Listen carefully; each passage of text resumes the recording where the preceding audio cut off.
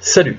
Alors aujourd'hui, ma réaction à la vidéo L'espéranto est-il vraiment la langue universelle, récemment publiée sur la chaîne YouTube de Elle comme linguiste et que j'ai trouvé profondément injuste et à charge contre l'espéranto.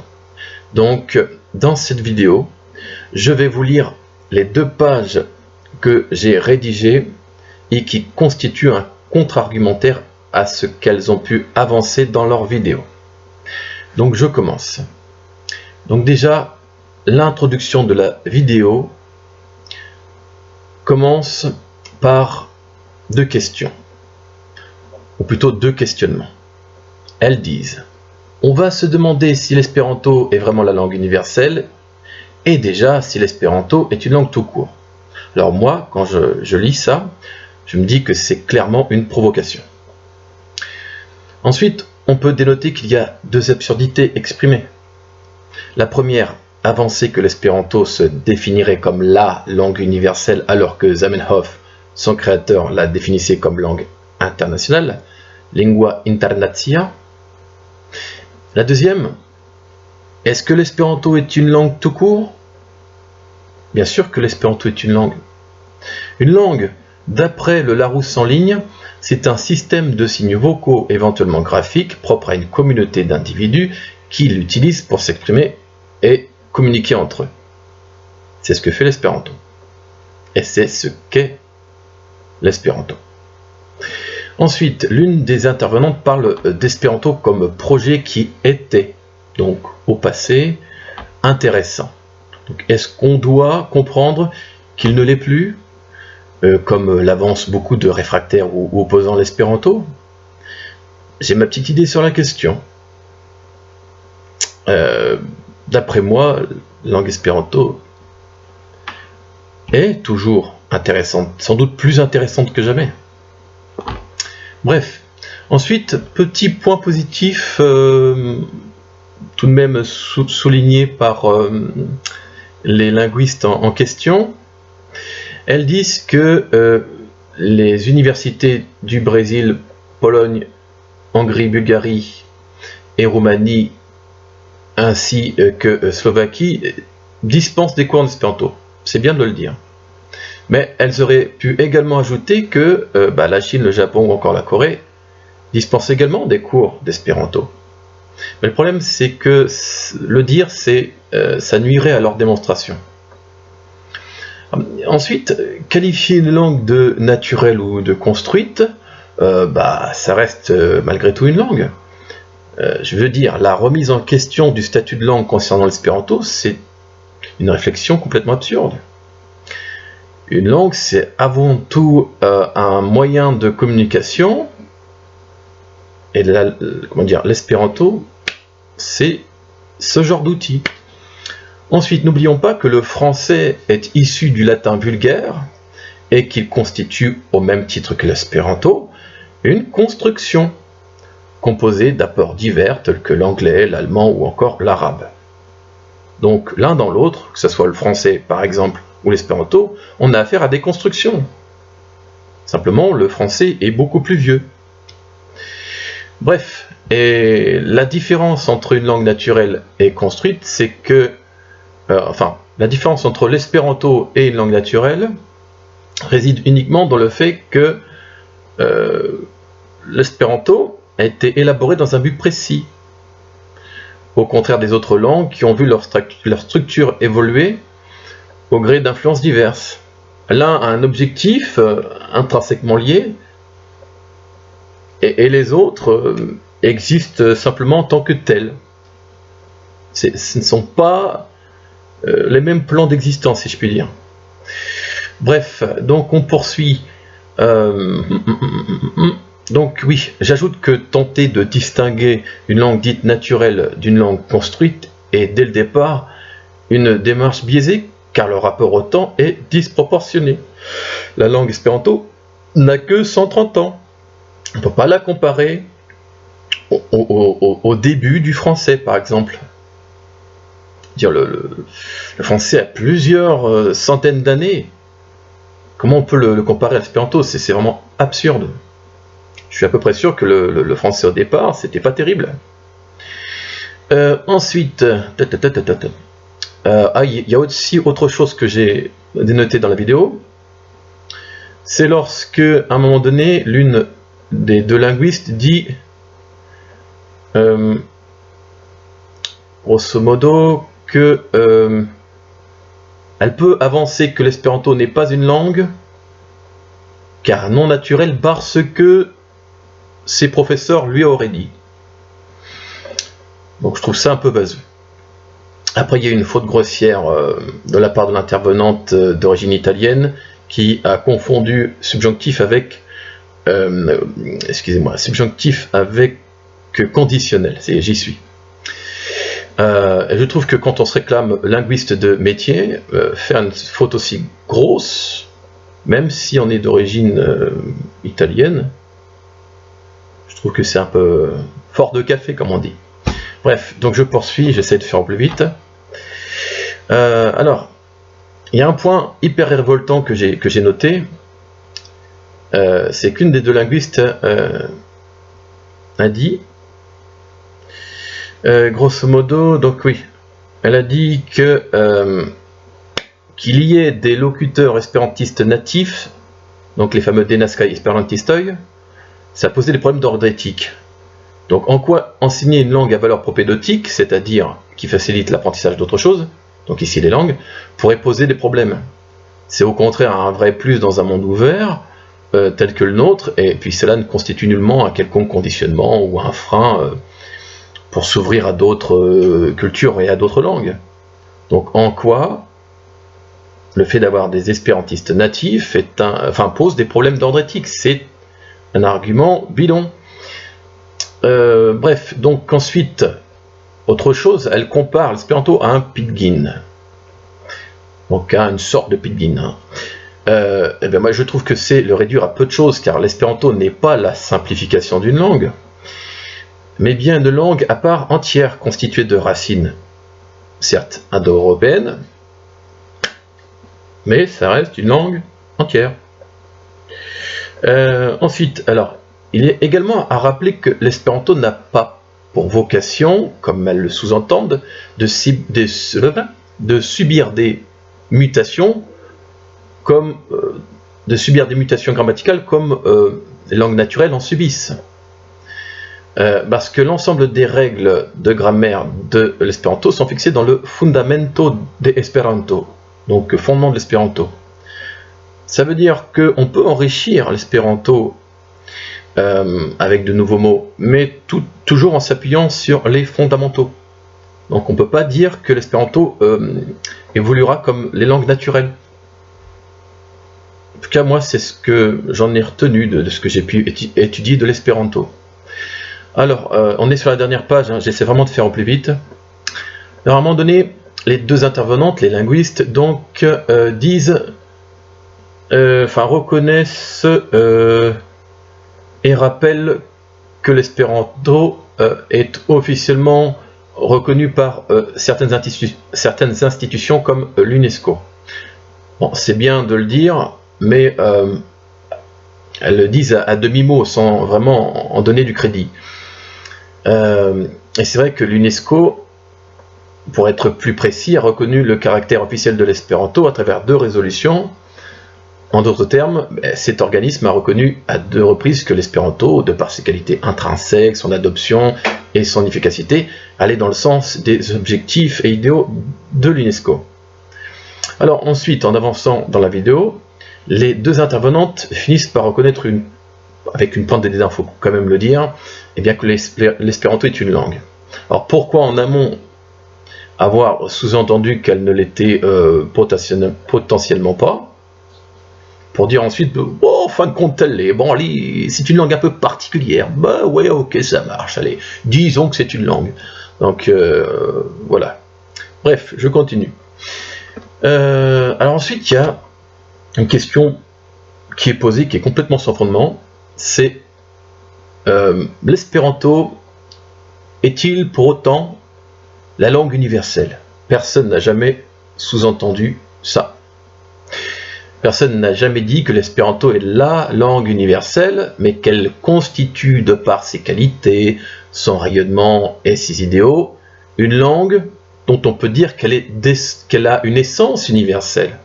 Bien sûr que sa construction n'est pas universelle. C'est pas la langue parfaite, et c'est compliqué de créer une langue qui mette d'accord toutes les autres. Mais son essence, ses intentions, ses idéaux sont universels. Donc c'est une langue qui est bien sûr avant toute chose internationale, concrètement, mais qu'on peut considérer comme universelle. On peut dire c'est une langue universelle, on peut le dire. Bref, par ailleurs, il n'a jamais été avancé que l'espéranto est un mélange de toutes les langues. C'est faux. Ce que l'on dit, ce que les espérantistes la plupart du temps disent, c'est que c'est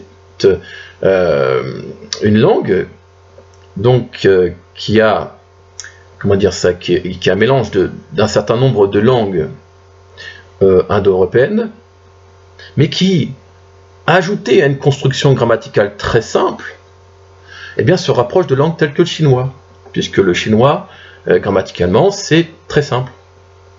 Ensuite, qualifier l'espéranto d'européocentriste, je trouve que, encore une fois, c'est une attaque qui est assez claire. Hein.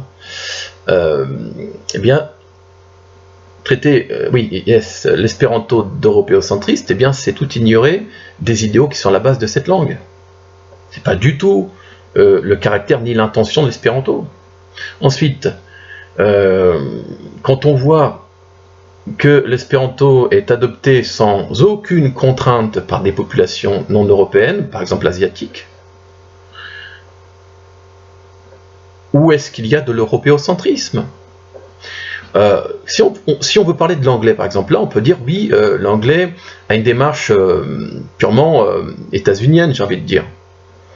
C'est américano-centré, l'anglais. Voilà. Ou anglo-centré, je ne sais pas comment on peut dire ça d'ailleurs. Peu importe. L'anglais, lui, il s'impose au peuple. L'espéranto, il est adopté, il est choisi. Donc, en quoi il y aurait de l'européocentrisme? Peut-être que dans la construction, c'est européocentrique, peut-être, mais il n'y a aucune démarche européocentriste. Je tiens à faire clairement la différence. Et ça, vous gardez bien de le faire. Bref, donc, s'il n'existe pas aujourd'hui de langue construite capable de faire la synthèse de toutes les langues existantes, c'est parce que les systèmes d'écriture et la grammaire de chacune des langues du monde sont difficilement conciliables. Sinon, ça aurait été fait depuis longtemps. Et comme il a bien fallu qu'il y ait une base pour créer une langue internationale, ne serait-ce qu'internationale, il a bien fallu que ça repose sur quelque chose. Et cette base, ça a été une base indo-européenne. Mais pour le moins, ça n'enlève rien au fait qu'elle soit adoptée à travers tout le globe. Et on touche au bout, hein, je vous rassure. Donc, il y a un autre argument qui est avancé dans la vidéo. Ça serait qu'il existe des universaux typologiques qu'il faudrait respecter afin d'élaborer une langue. Excusez-moi. Et ces universaux typologiques, grosso modo, ça permettrait de s'entendre sur une base pour constituer une langue commune à toute la planète. C'est ce qui est avancé. Bref. Donc, la question qui se pose depuis la création de l'espéranto, il y a déjà 130 ans, je l'ai dit, c'est pourquoi il n'y a pas une langue avec de telles qualités qui ait vu le jour? Je veux dire, si on s'entend sur le fait qu'il y a des universaux typologiques, puisqu'il y a des chercheurs qui ont dit « Hurrah, on a trouvé la recette magique pour créer une langue vis-à-vis de laquelle tout le monde s'entendrait. » Pourquoi elle n'existe pas? Critiquer l'espéranto à volo, c'est bien. Mais faites mieux alors. En tout cas, il n'y a rien de plus international et d'universel que l'espéranto. Voilà, bref, alors, je continue, parce que là j'ai un boubou. Ouais, je disais aussi que si une telle langue n'existe pas, donc une langue qui serait d'essence purement universelle, c'est que c'est extrêmement ardu de créer une langue qui se limite à des concepts typologiques. C'est ardu. Quand on crée une langue, on se base sur des savoirs existants, sur des modèles existants. On ne peut pas partir de rien. Ben, l'espéranto, c'est un petit peu le meilleur des deux mondes. On part de ce qui existe déjà, puis on apporte du nouveau. Mais partir sur comment dire ça, créer un langage basé uniquement sur des universaux typologiques, j'ai envie de dire bon courage. Mais si ça n'existe pas, c'est qu'il y a des raisons. Bref, donc je poursuis, parce que là je digresse, comme on dit. Je paraphrase. Alors oui, donc la critique qui est posée à l'espéranto, c'est que en fait, il aurait plusieurs modèles de syllabes qui rendraient compliqué son apprentissage. Au lieu d'avoir l'unique syllabe CV, donc consonne-voyelle, la fameuse syllabe universelle, eh bien l'espéranto en a plusieurs. Et les linguistes en question, pour qu'une langue soit vraiment la plus simple possible pour tout le monde, il faudrait qu'il y ait cette unique syllabe, puisqu'elle est commune à toutes les langues, les fameux universaux typologiques, quoi. Bref, et c'est vrai que les Japonais, par exemple, ont ce mode syllabique. Ils ont un alphabet ils ont des syllabaires qui fonctionnent sur ce principe. Et ce qu'elles disent, ce qu'elles sous-entendent, c'est que le fait d'avoir plusieurs syllabes, ça pose, dans le cas de l'espéranto, ça poserait des problèmes pour son apprentissage. Sauf que dans les faits, l'espéranto est tellement bien conçu que, non, je suis désolé, ça n'en pose pas ou très peu, que ce soit les Japonais, les Coréens ou les Chinois.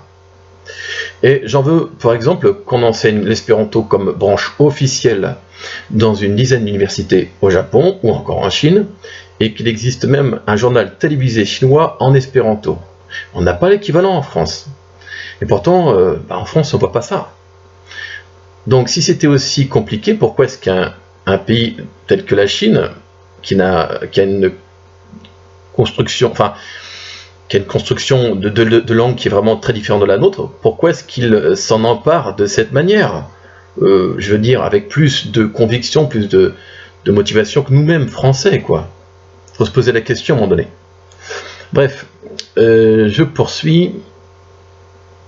Donc, disais-je, oui, il y a une télé chinoise officielle en Chine, et puis il y a aussi les Russes. Quand on regarde la langue russe, l'alphabet cyrillique, leur grammaire et tout, c'est pas forcément très lié au latin.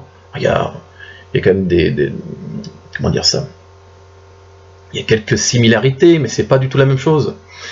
Et on voit quand même qu'ils se débrouillent sans trop de mal, les Russes, et ils sont également, comment dire ça, ils font partie des plus actifs, des plus convaincus, les Russes. Bref.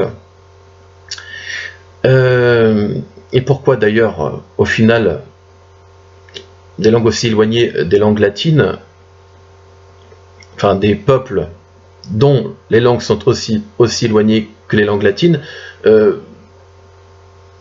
ont autant de trucs, entre guillemets, de facilité à apprendre l'espéranto? Et parce que la construction grammaticale de l'espéranto et le panel phonétique de son alphabet sont extrêmement bien conçus. J'arrive sur la fin parce que c'est difficile, parce que je lis, je réfléchis en même temps à ce que je suis en train de dire, c'est une monstruosité. Je suis pas un pro de l'internet, de YouTube là-dessus, donc bref.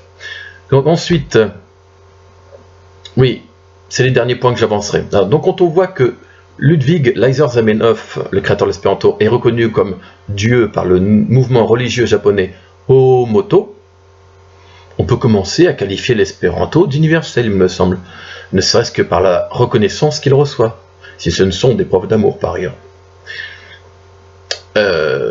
Voilà. Ensuite, en ce qui concerne le nombre d'espérantistes, faut pas oublier que l'espéranto n'a que 130 ans, donc faut pas commencer à le comparer à des milliards de locuteurs dans le monde, des millions ou milliards de locuteurs dans le monde concernant d'autres langues. Ça n'a que 130 ans. C'est jeune. Et quand on regarde de près, si on conjugue les apprenants et les locuteurs, On n'est pas loin de 10 millions facile.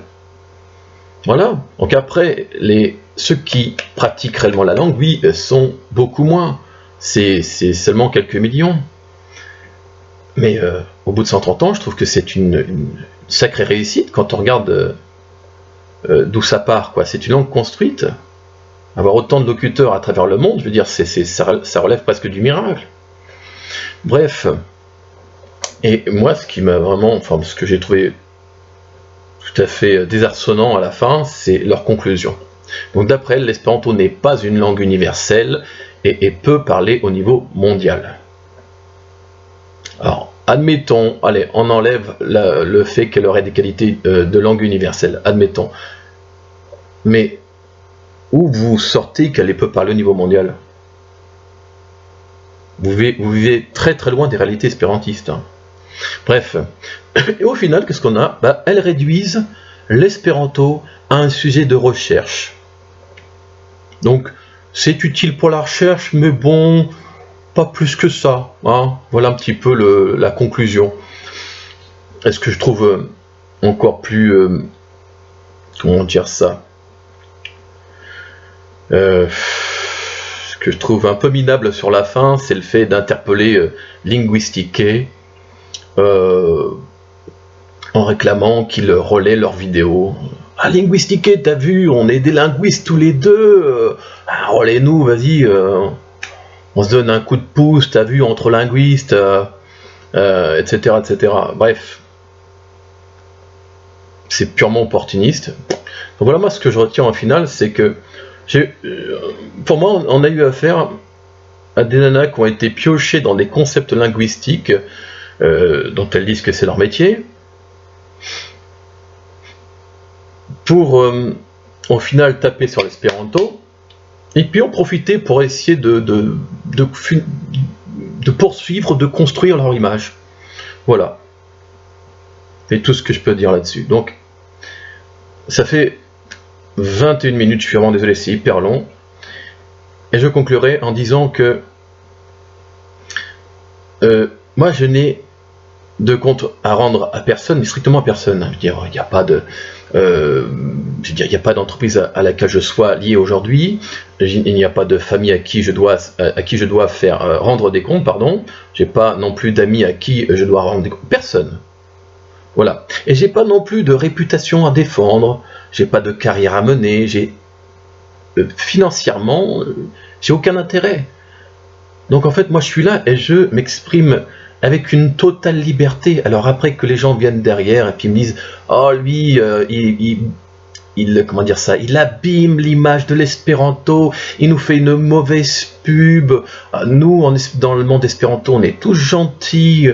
Faut faire attention à ce qu'on dit parce que sinon on va égratigner l'image idyllique de l'espéranto, etc., etc. » Mais que ces gens pensent ça, je m'en fiche. Moi, je n'ai pas de police de la pensée. Je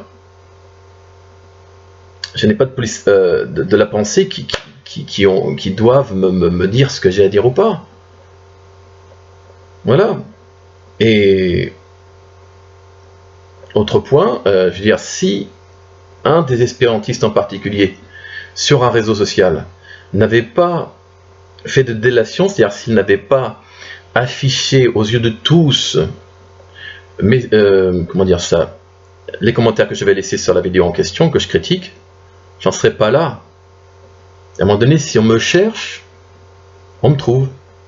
Et si ce genre de vidéo énerve, même si j'adhère à l'espéranto, eh bien tant mieux, parce que vous n'allez pas modeler l'espéranto selon vos propres dictates. Je suis un espérantiste aussi. Je suis différent de vous. Je reçois les choses, je ressens les choses différemment et je ne vais pas réagir pareillement. Donc voilà, je suis désolé, c'est long, c'est paraphrasé. Je suis navré, mais voilà. Je finis sur des notes qui sont improvisées, qui viennent purement de ma personne. Voilà, donc peu importe ce que vous penserez de moi, si vous pouvez mettre des pouces rouges, me faire une mauvaise pub, en fait je m'en cogne. J'ai rien à vendre. Aucune image, aucune réputation à défendre. Rien à perdre.